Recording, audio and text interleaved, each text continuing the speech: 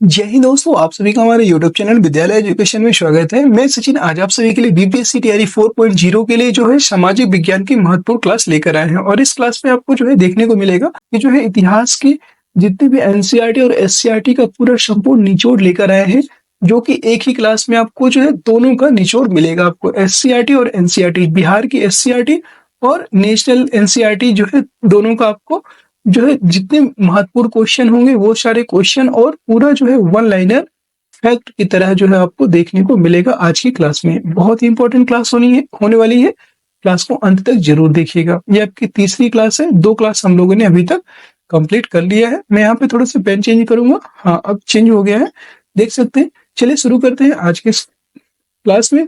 विद्यालय एजुकेशन में आप सभी का स्वागत है। और जिस किसी को भी पीडीएफ की जरूरत हो तो आप लोग जो है हमें टेलीग्राम चैनल ज्वाइन करके वहां से मैसेज कर सकते हैं। आप लोगों को पीडीएफ भी प्रोवाइड कर दिया जाएगा बाद में, ठीक है। तो चलिए शुरू करते हैं आज के इस क्लास में। आपका जो है चैप्टर नंबर 3 है, आरंभिक नगर, ठीक है। आरंभिक नगर के बारे में पढ़ेंगे। जो है आरंभिक मतलब स्टार्टिंग में कौन कौन से नगर देखने को मिलते हैं भारतीय इतिहास में, आज उसकी संपूर्ण जानकारी आज की क्लास में हम लोग देखेंगे। सबसे पहली हेडिंग है आज की क्लास की, हड़प्पा की कहानी, ठीक है, स्टोरी ऑफ हड़प्पा। अब आज हम लोग जो है हड़प्पा की पूरी संपूर्ण कहानी को एक बार स्टार्टिंग से देखेंगे, जिससे कि आपके सभी के दिमाग में एक जो है इसका रोड मैप तैयार हो जाएगा, ताकि कभी आपको भूले ना। ऐसे इस लेवल से हम लोग जो है इस क्लास को मेंटेन करे हैं। लगभग 150 साल पहले जब पंजाब में पहली बार रेलवे लाइन बिछाई जा रही थी, तो इस काम में जुटे इंजीनियरिंग को अचानक हड़प्पा पूरा स्थल मिला, जो आधुनिक पाकिस्तान में है, ठीक है। वर्तमान में कहाँ है ये हड़प्पा? तो ये जो है आधुनिक पाकिस्तान, जो वर्तमान का जो पाकिस्तान है वहां पर देखने को मिला, ठीक है। और उन्होंने सोचा कि एक ऐसा खंडहर है जहां से जो है अच्छी ईंटें मिलेंगी। यह सोचकर वे हड़प्पा के खंडहर से हजारों ईंटें उखाड़ ले गए और जिससे उन्होंने रेलवे लाइन बिछाई। इससे कई इमारतें पूरी तरह नष्ट हो गई, ठीक है। जब इन्होंने ये ईंटों ईंटों को निकाल लिया था, वहां से बहुत सारी इमारतें भी नष्ट हो गई, क्योंकि इन लोगों ने हजारों ईंटें उखाड़ कर ले गए थे रेलवे लाइन के निर्माण के लिए। उस समय जो है वहां पर रेलवे लाइन का निर्माण हो रहा था, इसके लिए जो है इन लोगों ने ईंटों को निकाल लिया। उसके बाद लगभग 80 साल पहले पुरातत्वविदों ने हड़प्पा स्थल को ढूंढा और तब पता चला कि यह खंडहर उपमहाद्वीप के सबसे पुराने शहरों में से एक है, ठीक है। लगभग 80 साल पहले नहीं, 80 साल बाद होना चाहिए। 80 साल बाद पुरातत्व के विदों ने हड़प्पा स्थल को ढूंढा और तब पता चला था कि यह खंडहर उपमहाद्वीप के सबसे पुराने शहरों में से एक है। क्योंकि इस नगर की खोज सबसे पहले हुई थी, इसलिए बाद में मिलने वाले इस के जो है सभी पुरा स्थलों में जो इमारतें और जो चीजें मिली उन्हें हड़प्पा सभ्यता की इमारतें कहा गया। इन शहरों का जो निर्माण है लगभग 4700 साल पहले हुआ था।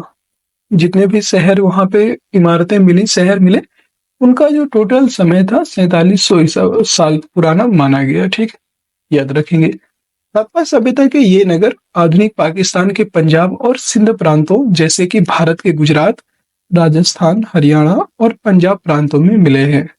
इन सभी स्थलों में पुरातत्वविद जो थे उनको जो है अनोखी वस्तुएं मिली हैं, जैसे मिट्टी के लाल बर्तन जिन पर काले रंग के चित्र बने थे, पत्थर के बाट, बाट मतलब जो आप लोग जो है तौलने का काम करते हो ना, जैसे आपकी कोई भी चीज लाते हो, तौल माप तौल की इकाई की जो बाट होते हैं उनको बोलते हैं पत्थर के बाट।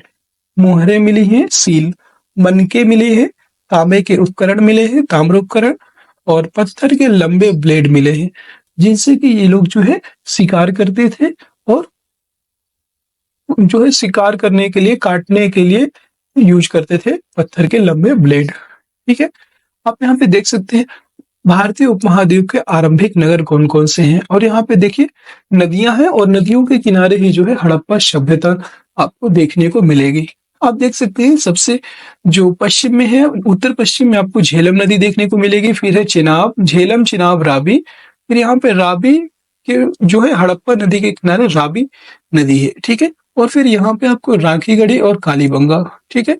कालीबंगा कहाँ है आपका? तो ये आपका जो है कालीबंगा है आपका राजस्थान में, राखीगढ़ी और गंवेरी वाला, सिंधु नदी, मोहनजोदड़ो, ये सभी जो है प्राचीन पुरा स्थल है। ठीक है। मोहनजोदड़ो की बात करेंगे तो ये सिंधु नदी के किनारे पर स्थित है। सुतकाहड़, सोतकाको, चनहूदड़ो और यहाँ पे धौलावीरा, शूरकोटदा, लोथल, ये सभी जो है ये आपका गुजरात वाला क्षेत्र है। ठीक है। और इधर आप देखेंगे तो ये आपका पूरा राजस्थान वाला क्षेत्र है, याद रखिएगा। नेक्स्ट अब देखेंगे तो लोथल, लोथल एक जो है प्राचीन बंदरगाह था। आपने इसके बारे में बहुत सुना होगा। ये क्या था? एक बंदरगाह था, याद है। लोथल से ही जो है आपका गोदीवाड़ा के साक्ष्य भी प्राप्त हुए हैं। गोदीवाड़ा के साक्ष्य प्राप्त हुए हैं, याद रखेंगे, लोथल से। यहाँ पे अरब सागर है, इसके पश्चिम में इन सभी जो आरंभिक नगर हैं, इन सभी के जो है पश्चिम में आपको देखने को मिलेगा अरब सागर। आप देख सकते हैं, यहाँ पे दिख रहा होगा। ठीक है। इसके बारे में बात करेंगे तो अब यहाँ पे देख सकते हैं, अब इन नगरों की विशेषता क्या थी। ये जितने भी नगर थे यहाँ पे, इन नगरों की, हड़प्पा सभ्यता के जितने भी नगर थे उनकी विशेषता क्या थी, इसके बारे में बात करेंगे। हड़प्पा के नगरों में से कई 2 या उससे ज्यादा हिस्सों में विभाजित किया गया था। जो नगर थे उनको 2 या 2 से अधिक हिस्सों में विभाजित किया गया। प्रायः पश्चिमी भाग छोटा था लेकिन ऊंचाई पर बना था। पूर्वी हिस्सा बड़ा था लेकिन ये निचले इलाके में था। अभी आपने देखा ये जो पश्चिम वाला इलाका है ये ऊंचाई में था, छोटा था पर ऊंचाई में था, लेकिन जो ये निचला हिस्सा था ये बड़ा था, लेकिन ये इसका जो है ये नीचे था, मतलब ऊंचाई पर नहीं था, नीचे था, और इसका हिस्सा बड़ा था। ठीक है। आप ऐसे याद रख सकते हैं। ऊंचाई वाले भाग को पुरातत्वविदों ने नगर दुर्ग कहा था। ये क्या था? नगर दुर्ग। और निचले हिस्से को निचला नगर, मतलब इसको नगर दुर्ग और इसको निचला नगर कहा गया। दोनों हिस्सों की 4 दीवारियां पकी ईंटों से बनाई जाती थी। जो इनकी 4 दीवारी थी उसको पकी ईंटों से बनाया जाता था। इसकी ईंटें इतनी अच्छी पकी थी कि हजार सालों बाद आज तक उनकी दीवारें खड़ी रही। दीवार बनाने के लिए ईंटों की चिनाई इस तरह करते थे जिससे कि दीवारें खूब मजबूत रहे। हड़प्पा के कुछ नगरों के नगर दुर्ग में कुछ खास इमारतें बनाई गई थी और जो है उन पर मोहनजोदड़ो में खास तालाब पाया गया, याद रखिएगा। और वहां पर जो है मोहनजोदड़ो में खास एक प्रकार जो है तालाब भी पाया गया था, जिसे पुरातत्वविदों ने महान स्नानागार कहा। आपको पता होगा कि मोहनजोदड़ो का महान विशाल स्नानागार प्रसिद्ध है। इस तालाब को बनाने में ईंट और प्लास्टर का इस्तेमाल किया गया था। इसमें पानी का रिसाव रोकने के लिए प्लास्टर के ऊपर चारकोल की परत चढ़ाई गई थी और इस सरोवर में या तालाब में 2 तरफ से उतरने के लिए सीढ़ियां भी बनाई गई थी और चारों ओर कमरे बनाए गए थे। इसमें भरने के लिए पानी कुएं से निकाला जाता था।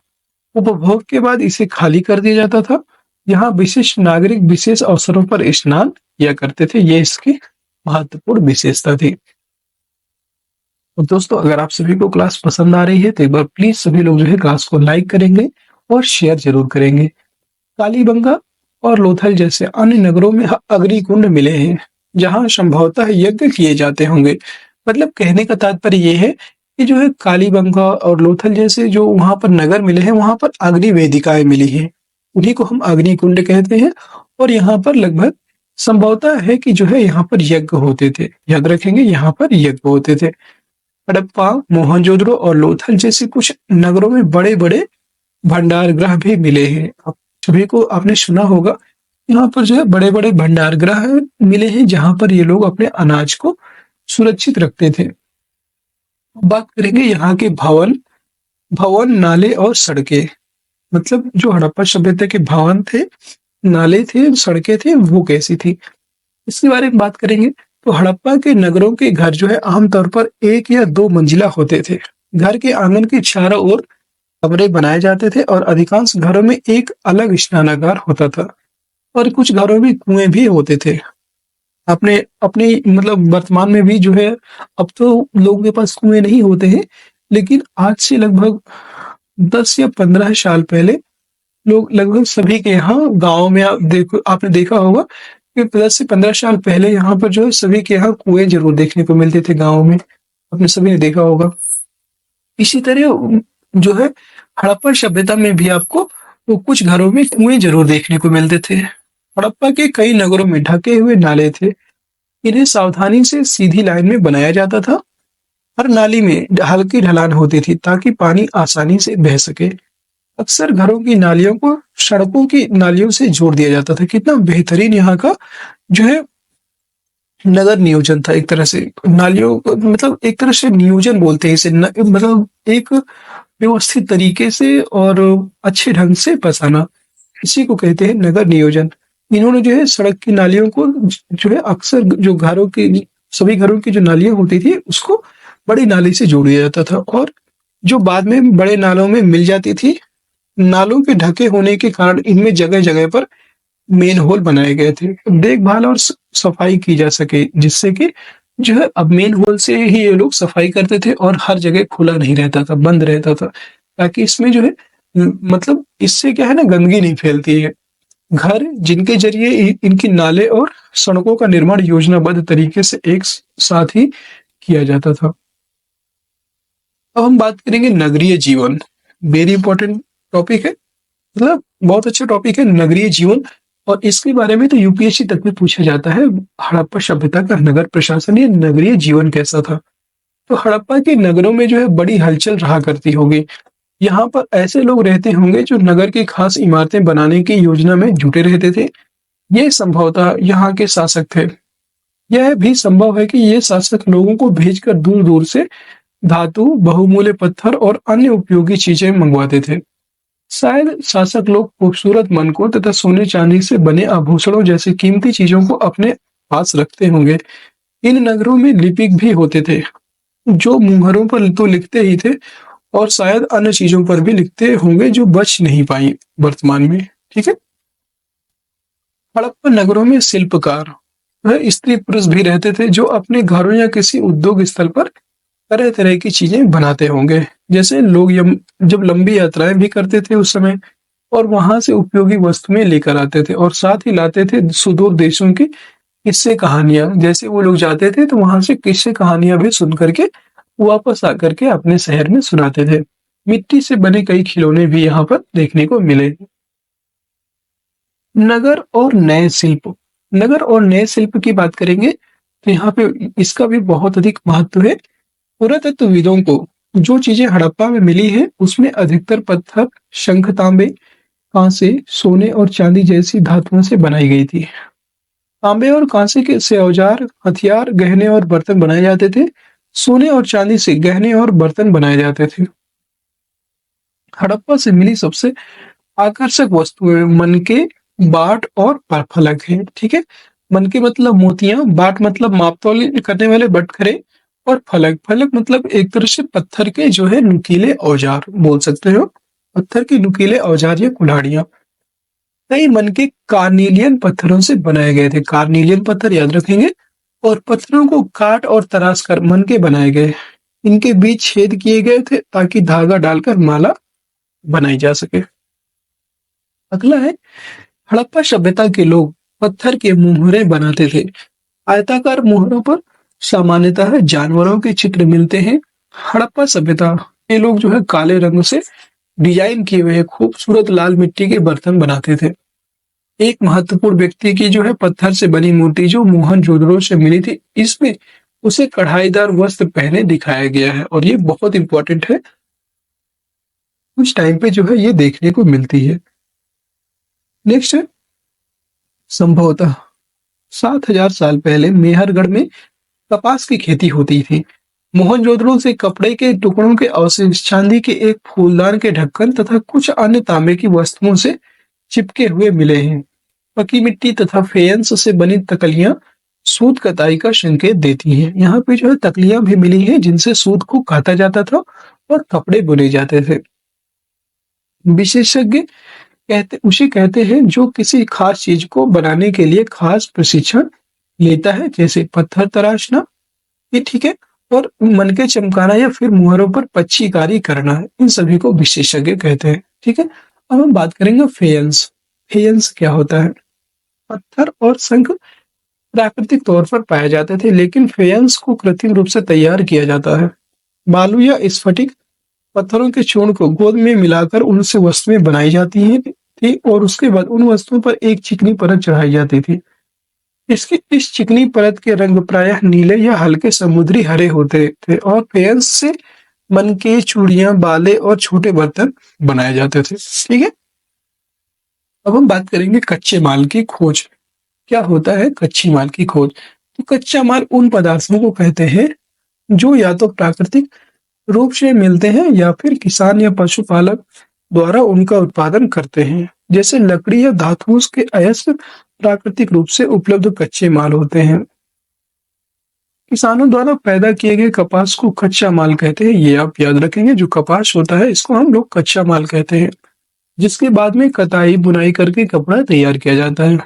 हड़प्पा में लोगों को कई चीजें वहीं मिलती थी, लेकिन तांबा, लोहा, सोना, चांदी और बहुमूल्य पत्थर जैसे पदार्थों का वे दूर दूर तक आयात भी करते थे, दूर दूर से। ठीक है, अगला है हड़प्पा के लोग तांबे का आयात संभवतः आज के राजस्थान से करते थे। यहाँ तक कि पश्चिम एशियाई देश ओमान से भी तांबे का आयात किया जाता था। ये आप याद रखेंगे, राजस्थान और ओमान, जो पश्चिम एशियाई देश है, ओमान से भी इन्होंने तांबे का आयात किया था।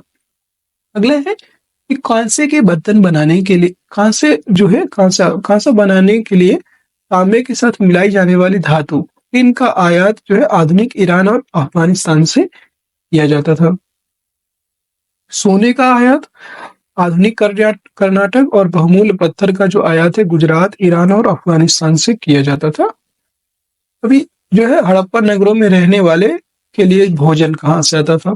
तो हड़प्पा के लोग जो है नगरों के अलावा गांवों में भी रहते थे और वे अनाज उगाते थे और जानवर भी पालते थे। किसान और चरवाहे ही शहरों में रहने वाले शासकों, लेखकों और दस्तकारों को खाने में जो है सामान देते थे। पौधों के अवशेषों से पता चलता है कि हड़प्पा के लोग गेहूं, जौ, दालें, मटर, धान, तिल और सरसों उगाते थे। यहाँ की प्रमुख फसलें थी, याद रखिएगा कौन कौन सी थी? गेहूं, जौ, दालें, मटर, धान, तिल और सरसों यहाँ की प्रमुख फसलें थी। हड़प्पा काल के जो हल्के आकार के खिलौने भी मिले हैं। इस क्षेत्र में बारिश कम होती थी, इसलिए सिंचाई के लिए लोगों ने कुछ तरीके अपनाए होंगे। संभवतः पानी का जो संचय है ये संचय किया जाता रहा होगा और जरूरत पड़ने पर उससे फसलें की सिंचाई की जाती होंगी। हड़प्पा के लोग गाय, भैंस, भेड़ और बकरियां पालते थे।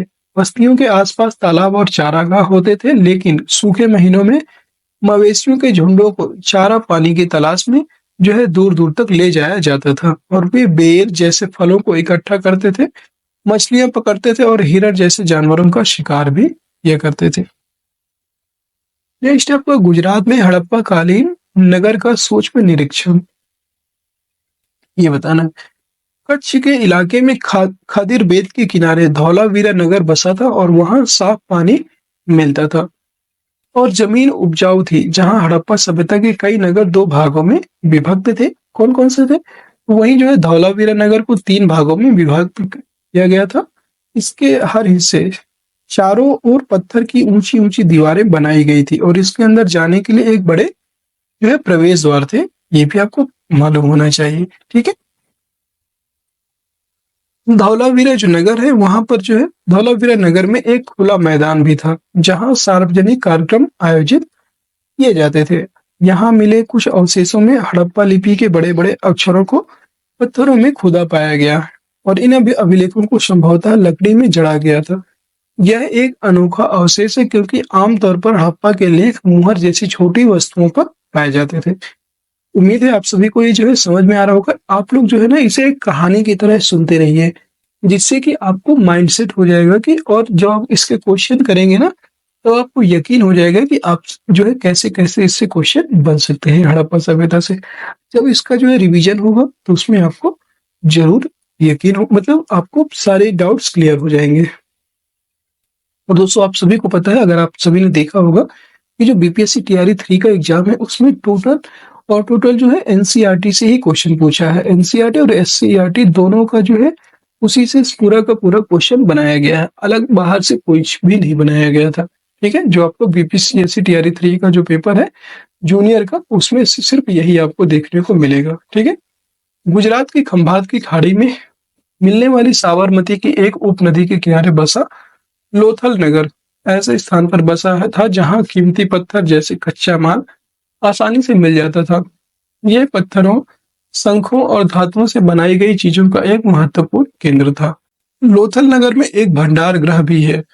इस भंडार गृह से कई मुहरें और मुद्रांकन या मुहरबंदी गीली मिट्टी पर दबने से बनी उनकी छाप मिले हैं। लोथल में एक इमारत मिली है जहां संभवतः मनके बनाने का काम होता था। पत्थर के टुकड़े, अधबने मनके और मनके बनाने वाले उपकरण और तैयार मनके भी यहाँ पर मिले हुए हैं। हम बात करेंगे मुद्रा, मुहर और मुद्रांकन या मुहरबंदी क्या होता है। ठीक है, इसके बारे में हम देखेंगे। मुहरों का प्रयोग सामान से जो है भरे उन डिब्बों या थैलों को चिन्हित करने के लिए किया जाता होगा, इन्हें एक जगह से दूसरे जगह भेजा जाता था। आप सभी को पता है, जब हम एक जगह से दूसरी जगह भेजते हैं तो जो है उन डिब्बों या थैलों को चिन्हित करते हैं ताकि पता चले कि ये जो है कहाँ से सामान आया हुआ है। ठीक है, थैलों को बंद करने के बाद उनके मुहानों पर गीली मिट्टी पोत कर उन पर मुहर लगाई जाती थी। मुहर की छाप को मुहरबंदी कहते हैं। ठीक है, और यह छाप जो है टूटी हुई नहीं होती थी, तो यह साबित हो जाता था कि सामान के साथ छेड़छाड़ नहीं हुई है। आज भी मुहर का प्रयोग होता है और पता लगाओ कि मुहरों का प्रयोग किस लिए, किस किस के लिए किया जाता है। आप सभी को पता है, बहुत जगहों पर जो है मुहर सील कर देते हैं। आपने सुना होगा कि जो है उन्होंने दुकान सील कर दिया, तो जब वो सील करते हैं दुकान को बंद करने के बाद वहां पे जो है एक सरकारी मुहर लगा दी जाती है, जिसमें जो है भारत सरकार की कुछ भारत सरकार के बारे में, मतलब भारत सरकार की प्रतिभूतियों पर कुछ उसमें मुहर लगा देते हैं, जिससे कि ये ज्ञात होता है कि जो है ये सील हो चुका है। और जब वो मुहर टूट जाती है तो पता चल जाता है कि इसने किसी से, मतलब किसी ने इसके साथ छेड़छाड़ किया है। ठीक है, अगला है सभ्यता के अंत का रहस्य। बहुत इंपॉर्टेंट टॉपिक है।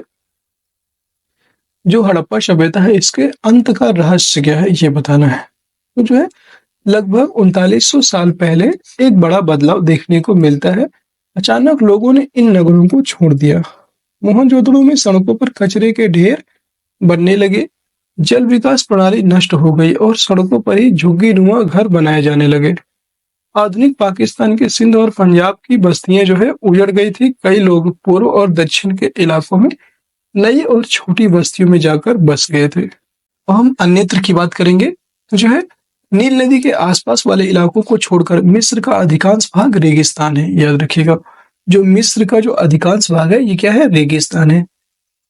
लगभग 5000 साल पहले मिस्र में शासन करने वाले राजाओं ने सोना, चांदी, हाथीदांत, लकड़ी और हीरे जवाहरात लाने के लिए अपनी सेनाएं दूर दूर तक भेजी।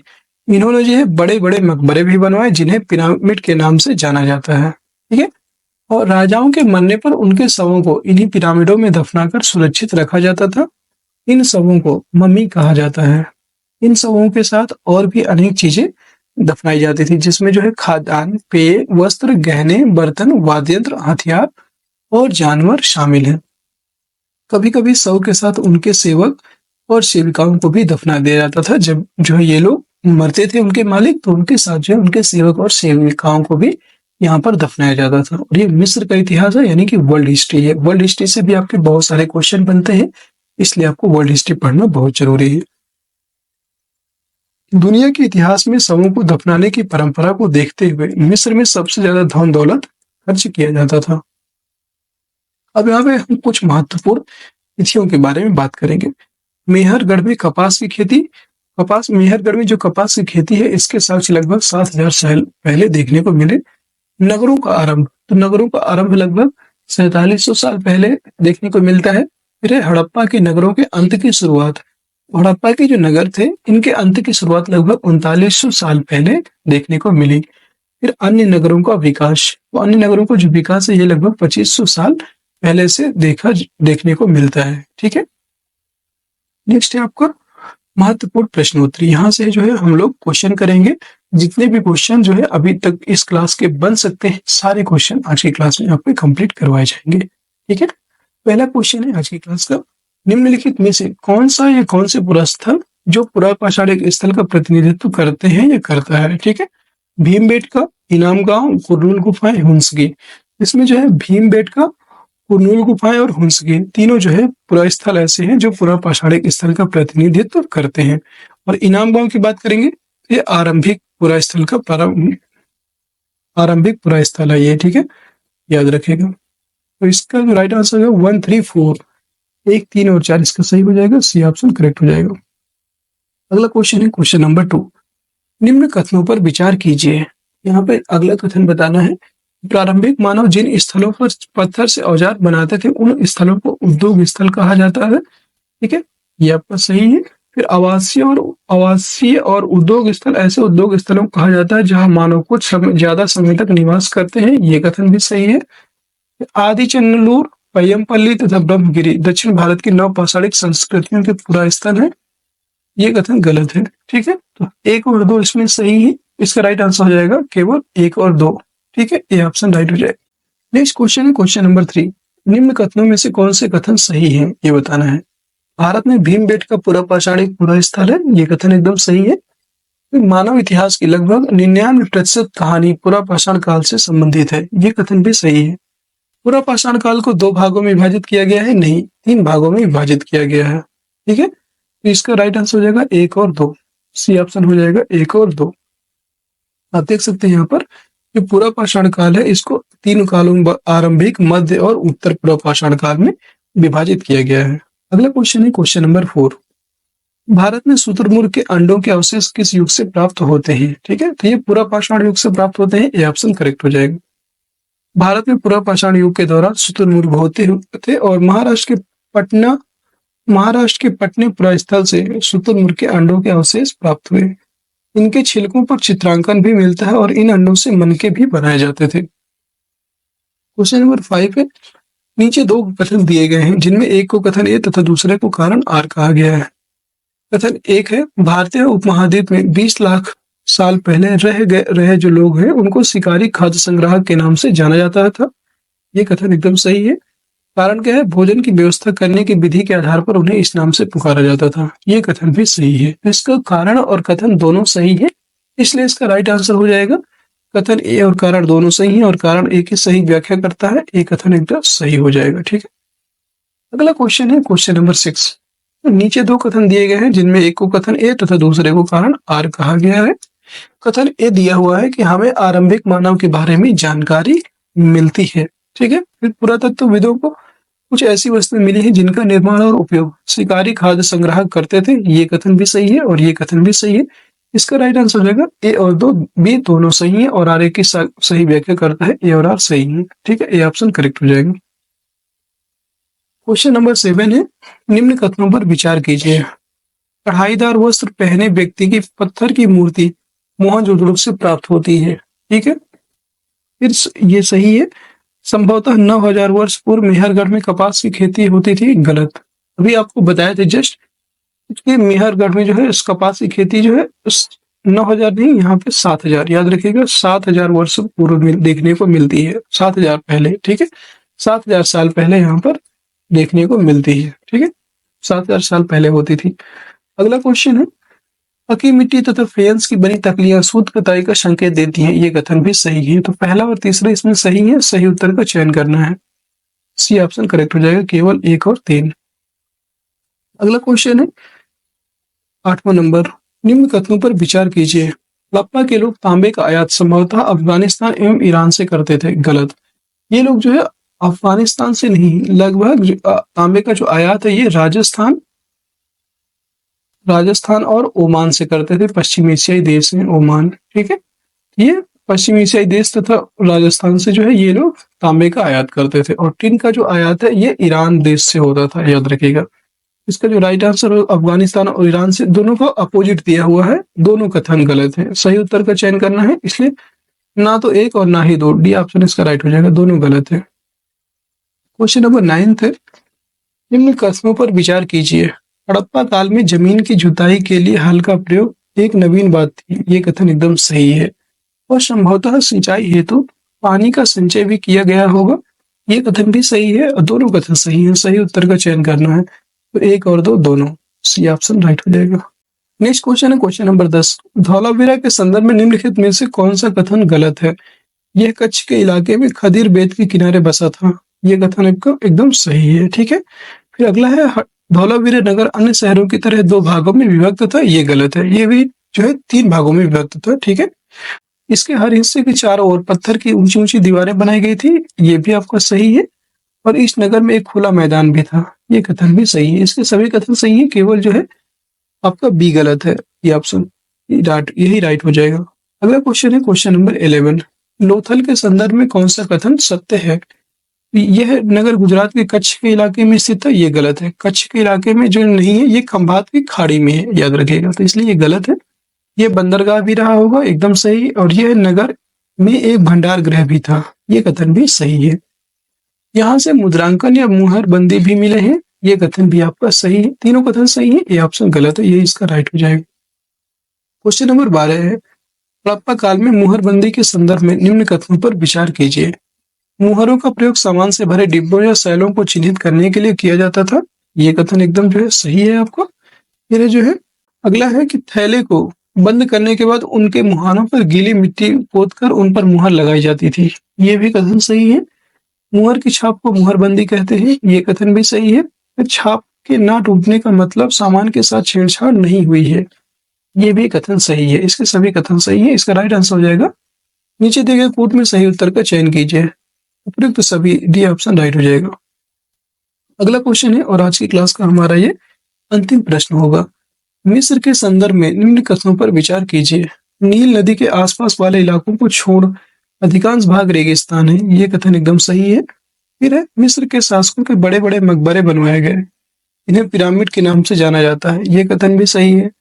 राजाओं के मरने पर उनके शवों को पिरामिडों में दफनाकर सुरक्षित रखा जाता था। ये कथन भी सही है। फिर शवों के साथ खाद्यान्न, पेय, वस्त्र, गहने, बर्तन, वाद्य यंत्र, हथियार और जानवर भी दफनाए जाते थे। ये कथन भी सही है।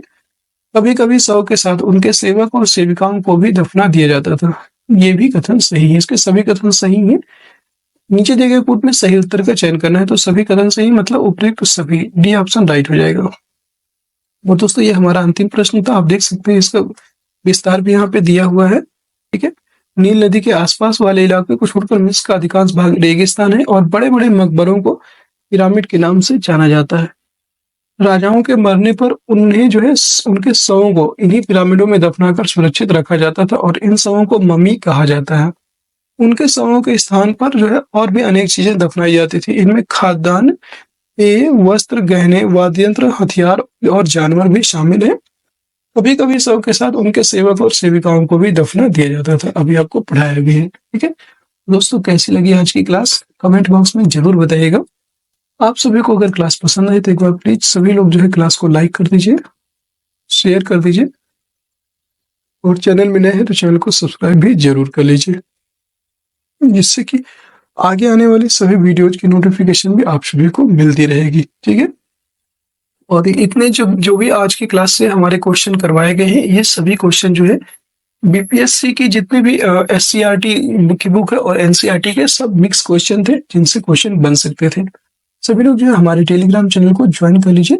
वहां पर जो है इस क्लास का लिंक भी आपको मिल जाएगा। ठीक, टेलीग्राम चैनल को ज्वाइन करेंगे, विद्यालय एजुकेशन सर्च करना है आपको, विद्यालय एजुकेशन सर्च करेंगे, वहां पे आपको इसका चैनल का लिंक मिल जाएगा। और नहीं तो आपको इसी वीडियो की जो है डिस्क्रिप्शन में भी लिंक मिल जाएगा, वहां से भी आप ज्वाइन कर सकते हैं। ठीक है, और कहीं पे भी आपको नहीं समझ में आता, कुछ भी अगर पूछना है तो आप वहां पे हमें जो है मैसेज करके डायरेक्ट पूछ सकते हैं। ठीक है, आपसे भी मैसेज जरूर किया करें कि आप सभी को क्लास कैसी लगी है। हम लोग जो है सभी आप सभी लोगों का जो है कमेंट के जो है आंसर जरूर देते हैं। ठीक है, और उम्मीद है आप सभी को क्लास बहुत पसंद आई होगी। तो सभी लोग जो है क्लास को एक बार जरूर से जरूर लाइक कर दीजिए, शेयर कर दीजिए और चैनल में नए हैं तो चैनल को सब्सक्राइब जरूर कर लीजिए। ठीक है, फिर मिलते हैं किसी नेक्स्ट वीडियो में। तब तक के लिए जय हिंद, जय भारत।